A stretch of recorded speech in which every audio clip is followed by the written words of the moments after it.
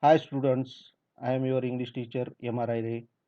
I hope you enjoyed my last session in which you gathered the knowledge related to some part of fourth lesson of first unit, the story of tea. Now in this session, we are going to continue the remaining part of the same lesson, that is 1.4, the story of tea. As you came to know that the botanical name of tea tea plant is the Camellia sinensis. Tea is an energy drink. Most people agree that tea is a refreshing drink. It contains no carbohydrates, fat, or proteins, but tea has stimulating quality due to theanine and caffeine. And also, tea has a special and distinctive flavor due to theanine and caffeine. Now, see, how and when did people begin to drink tea? In this lesson, two very interesting stories are given about the origin of tea. The first story is the story of Emperor Shennong, who was the father of Chinese agriculture and medicine.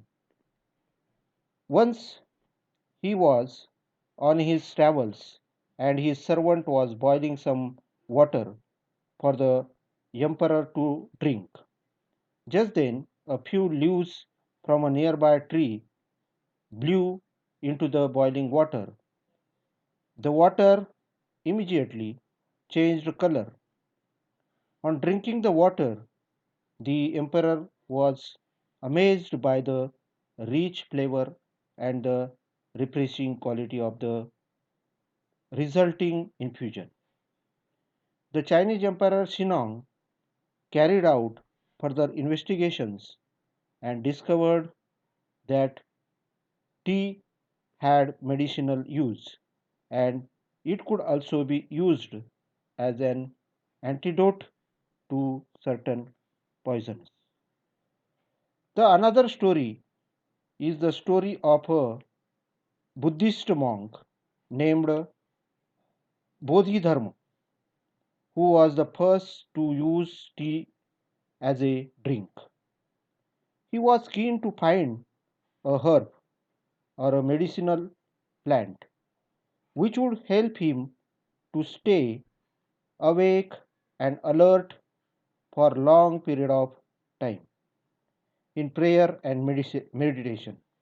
After considerable search and trial, he introduced tea among his disciples in China. Then seeds and leaves of the tree traveled to Japan. Turkish traders began to bargain for tea on the border of Mongolia. One another story is the story of Chinese Emperor Huizong was so taken up with tea. He set up a research into the best tea whisking methods and also organized tea making and tea tasting tournaments.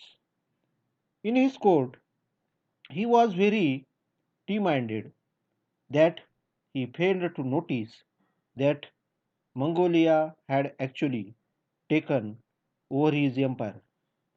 In this way, habits of drinking tea spread to Japan, Europe, and England, where it became a fashionable and popular drink among the people. One another interesting thing about tea is getting its name. Initially, the Chinese character tu was used to describe tea.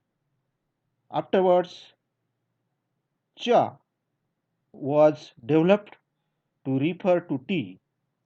The word cha is now used in English to refer to China tea, cha. This word is very close to the Hindi word chai, which is used all over India to refer to tea. Students, do you know how did tea first come to India? Let's see tea's arrival to India. Tea had tea had been known in India as a medicinal plant since ancient times, but tea was not drunk for pleasure until the British began to establish plantation in the 19th century. British East India Company failed several times in growing tea in Bhutan and Assam in 1770s. But the famous botanist Robert Bruce in 1823 discovered tea plants growing in upper Brahmaputra valley. In May 1838, the first Indian tea from Assam was sent to England for public sale. Since then, India has gone on the on to become one of the leading producers of tea in the world. There are many advantages of having tea. Tea may be able to reduce the risk of cancer, control blood pressure, fight viruses in our body, and help us to live longer. Tea contains antioxidants, which are called flavonoids, help to protect our system against free radicals. In this way, tea is a popular drink all over the world. We will see about tea's social and religious significance in next session. Have a nice day. Thank you.